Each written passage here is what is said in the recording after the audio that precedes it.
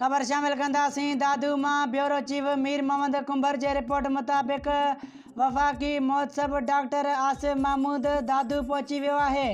Dadu chamber of commerce and industries जे अॻवाननि ग़ुलाम क़ादिर सोलंकी, ज़िले सदर प्रदीप कुमार, नज़ीर अहमद शेख, आबिद अली कुन्हारो, इम्तियाज़ अली कुरैशी, अब्दुल्ला खोखर, इक़बाल अहमद चारण, एडवोकेट सबाग चंद, एडवोकेट ज़ेबा वघियो ऐं ॿियनि सां मुलाक़ात कई।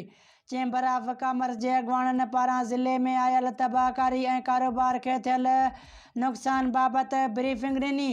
बरसाति ऐं ॿोड़ सबबि दादू ज़िलो सभ खां वधीक मुतासिर थियो आहे। मिस्कीन मारूड़नि जी मदद असां सभिनि जो फ़र्ज़ में शामिल आहे।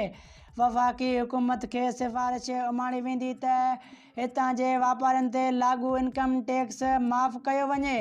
Chamber of commerce and industry ज़िले दादू जे अॻूणे सदर अब्दुल्ला खोखर पारां कमिश्नर इनकम टैक्स पीर अशरफुल हक़ कुरैशी ख़िलाफ़ लिखत में शिकायत पिणु दाख़िल कराई। दरख़्वास्त में ॼाणायो वियो त कमिश्नर इनकम टैक्स वापारियुनि खां इज़ाफ़ी टैक्स वसूल करण लाइ तंग करे रहियो आहे। वफ़ाक़ी मोहतसिब खेनि ख़ातिरी कराई त क़ानून खां मथां केर बि न आहे। कमिश्नर इनकम टैक्स ख़िलाफ़ क़ानून मूजिबि कार्रवाई कई वेंदी।